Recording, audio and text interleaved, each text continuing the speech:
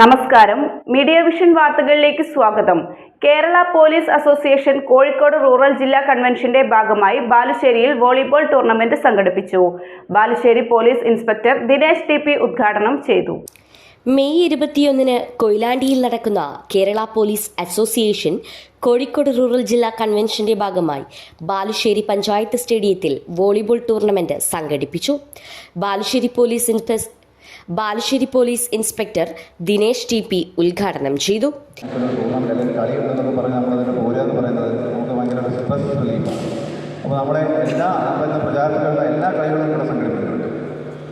Football സംഘടിപ്പിച്ചിട്ടുണ്ട്, cricket സംഘടിപ്പിച്ചിട്ടുണ്ട്, chess നമ്മുടെ ബാലുശ്ശേരിയിലായിരുന്നു. നമ്മുടെ പ്രിയപ്പെട്ട ബഷീറിൻ്റെ സ്മാരകമായി ഓർമ്മിക്കാനാണ് സംഘടിപ്പിച്ചത്.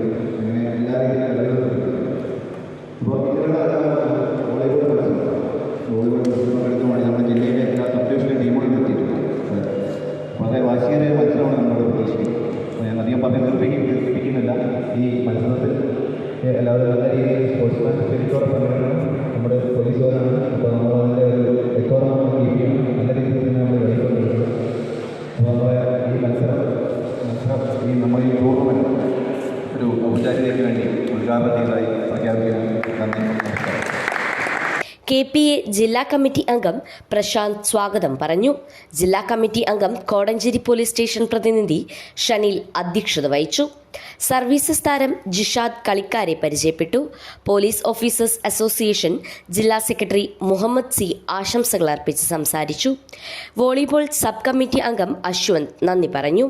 ലഹരി വിരുദ്ധ നാളേക്ക് എന്ന മുദ്രാവാക്യമുയർത്തി വിവിധങ്ങളായ അനുബന്ധ മത്സരങ്ങൾ കോഴിക്കോട് റൂറൽ ജില്ലയുടെ പല ഭാഗങ്ങളിലായി പോലീസ് അസോസിയേഷൻ സംഘടിപ്പിക്കുകയുണ്ടായി. ഇതിൽ അവസാനത്തെ മത്സരമായ വോളിബോൾ മത്സരമാണ് ബാലുശ്ശേരിയിൽ നടന്നത്. മത്സരത്തിൽ പേരാമ്പ്രയെ തോൽപ്പിച്ച് വടകര സബ് ഡിവിഷൻ ജേതാക്കളായി.